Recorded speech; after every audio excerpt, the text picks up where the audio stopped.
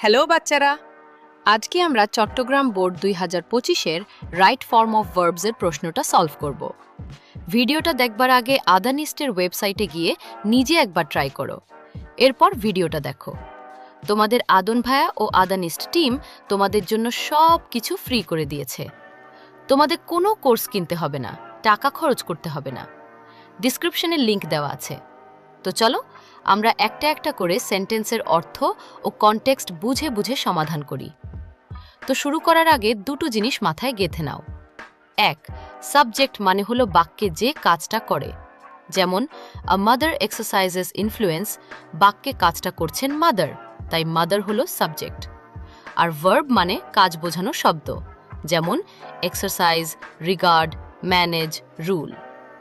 আরেকটা কথা, সাবজেক্ট এক হলে তাকে বলি সিঙ্গুলার, যেমন আ মাদার বা শি, আর একাধিক হলে বলি প্লুরাল, যেমন হ্যান্ডস বা চিলড্রেন। এবার একটা একটা করে ব্ল্যাঙ্ক দেখি। এখন প্রথম ব্ল্যাঙ্কটা দেখো। A mother is a supreme gift, a blank bestowed upon us by আল্লাহ। বাংলায় মা হলো আল্লাহর পক্ষ থেকে আমাদের উপর অর্পিত একটি পরম উপহার। এখানে একটা মজার ব্যাপার আছে, একটু খেয়াল করো। আমি তোমাদের একটা ট্যাকটিক শেখাই। যে কোনো সেন্টেন্স দেখার সাথে সাথে আগে সাবজেক্ট আর মেইন ভার্ব খুঁজে বের করবে। দেখো, এই বাক্যে মেইন ভার্ব কিন্তু আগে থেকেই বসে আছে, is. A mother is a supreme gift. তো মেইন ভার্ব যখন আগেই আছে, তখন ব্র্যাকেটের এই দ্বিতীয় ভার্বটা সরাসরি মেইন ভার্ব হতে পারে না।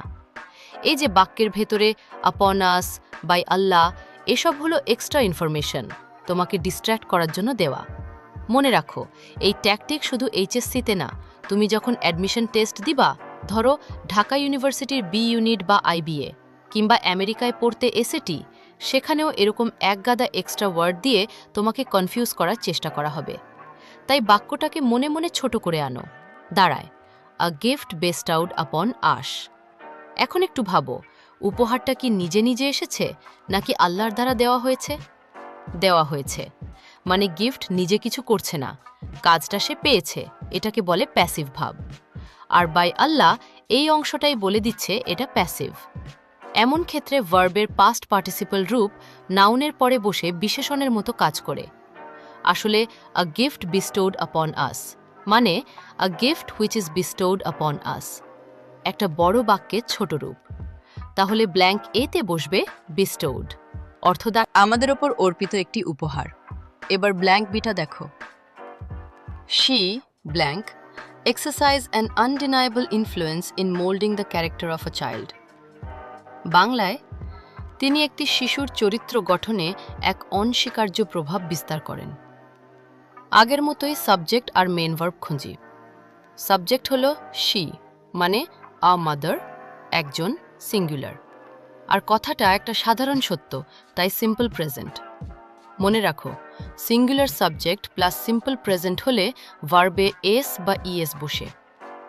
ওই in moulding the character of a child and also in shaping their future destiny, পুরোটাই এক্সট্রা ইনফরমেশন, ব্ল্যাঙ্ক ঠিক করতে দরকার নেই। তাহলে ব্ল্যাঙ্ক বিতে বসবে এক্সারসাইজেস, অর্থ দাঁড়াবে তিনি এক অনস্বীকার্য প্রভাব বিস্তার করেন। এবার ব্ল্যাঙ্ক সিটা দেখো। An undeniable influence in blank mould the character of a child. বাংলায় একটি শিশুর চরিত্র গঠনে। একটু খেয়াল করো, এখানে ব্ল্যাঙ্কের ঠিক আগে আছে ইন, আর ইন হলো একটা প্রেপোজিশন, মানে ইন, অফ, ফর, উইদের মতো সম্পর্ক বোঝানো ছোট শব্দ। মনে রাখো, প্রেপোজিশনের ঠিক পরে যদি ভার্ব আসে, তাহলে সেই ভার্বের সাথে আইএনজি যোগ হয়, একে বলে জেরেন্ড। তাহলে ব্ল্যাঙ্ক সিতে বসবে মোল্ডিং, অর্থ দাঁড়াবে চরিত্র গঠনে। এবার ব্ল্যাঙ্ক ডিটা দেখো। And also in blank shape their future destiny. বাংলায় এবং তার ভবিষ্যৎ ভাগ্য গড়ে তোলায়। এটাও তো সেই একই ইন প্রেপোজিশনের পরে, তাই না? সি এর সাথে একদম প্যারালেল, তাই এখানেও আইএনজি বসবে, জেরেন্ড হবে। তাহলে ব্ল্যাঙ্ক ডিতে বসবে শেপিং, অর্থ দাঁড়াবে ভবিষ্যৎ ভাগ্য গড়ে তোলায়। এবার ব্ল্যাঙ্ক ইটা দেখো। A mother blank regard as the best teacher, guide and protector.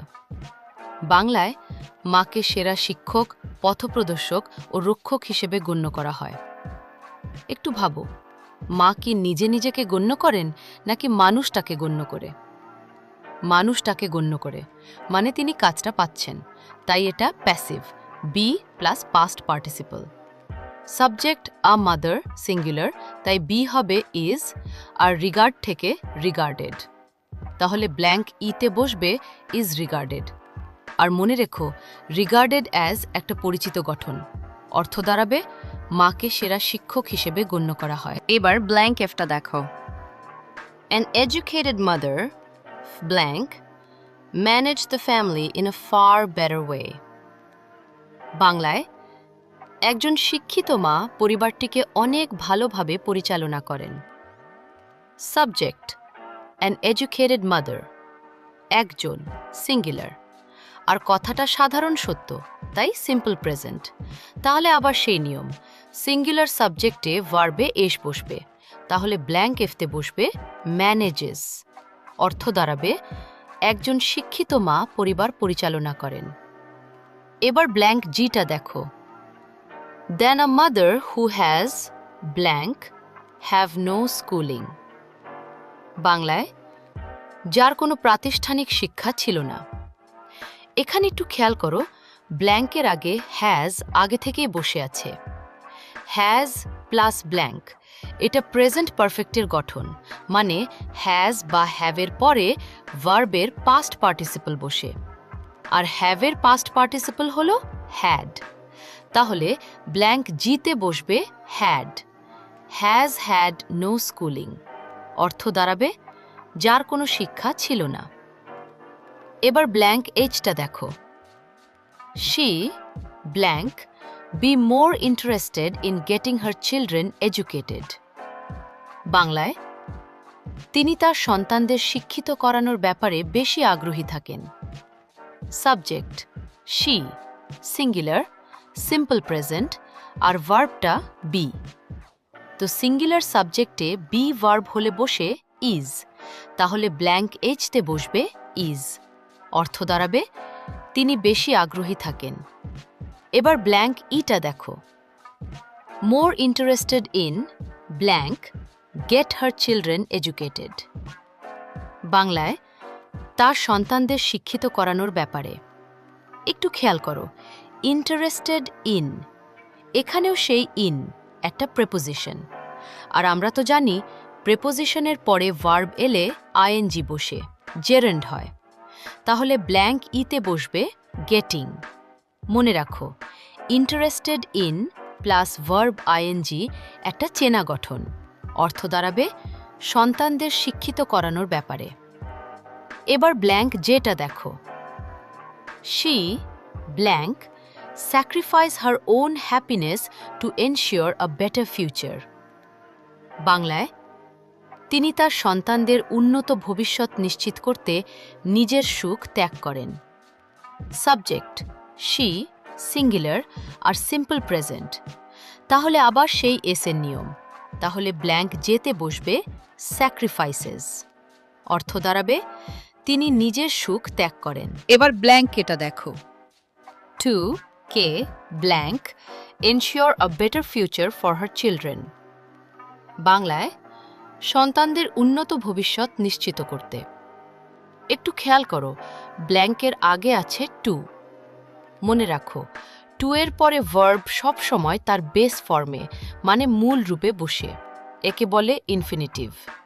আর এখানে নিশ্চিত করার জন্য একটা উদ্দেশ্য বোঝাচ্ছে, সেখানেও টু প্লাস বেস ভার্ব, তাহলে ব্ল্যাঙ্ক কেতে বসবে এনশিওর, অর্থ দাঁড়াবে ভবিষ্যৎ নিশ্চিত করতে। এবার ব্ল্যাঙ্ক এলটা দেখো।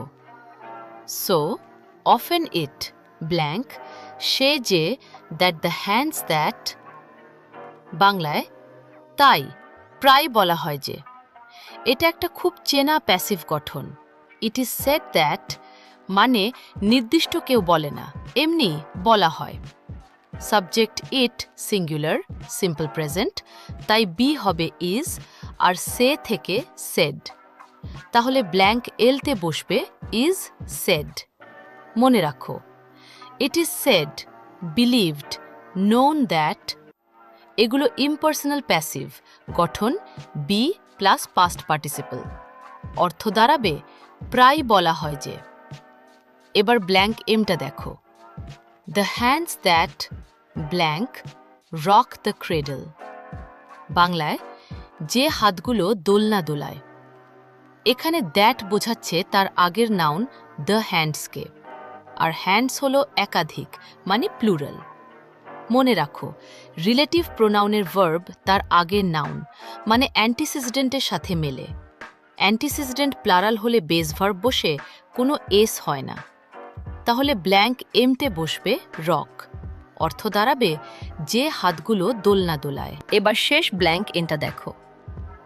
The hands that rock the cradle in blank rule the world.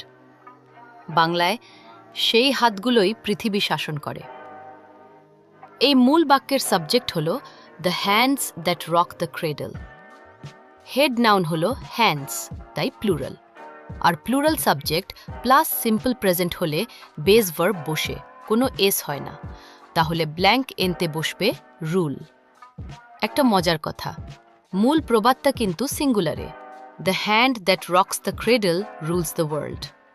কিন্তু এই প্যাসেজে হ্যান্ডস প্লুরাল দেওয়া আছে, তাই এম এর রকের সাথে মিল রেখে এখানেও রুল। অর্থ দাঁড়াবে সেই হাতগুলোই পৃথিবী শাসন করে। তো বাচ্চারা, দেখলে তো কত সহজ। পুরো প্রশ্নটার মূল চাবিকাঠি একটাই, আগে সাবজেক্ট আর মেইন ভার্ব খুঁজে বের করো, তারপর সিগন্যালগুলো খেয়াল করো। প্রেপোজিশন দেখলে ইং, টু দেখলে বেস ভার্ব, প্যাসিভ ভাব বা বাই দেখলে বি প্লাস পাস্ট পার্টিসিপল, আর সিঙ্গুলার প্লারাল বুঝে ভার্বে এস বসবে কি বসবে না সেটা ঠিক করো। এই একই সেটটা আদানিস্টে গিয়ে আরও কয়েকবার নিজে প্র্যাকটিস করো, দেখবে চোখে চোখেই উত্তর চলে আসছে। আগামী ভিডিওতে আবার দেখা হবে। ভালো থেকো, পড়ালেখা চালিয়ে যাও।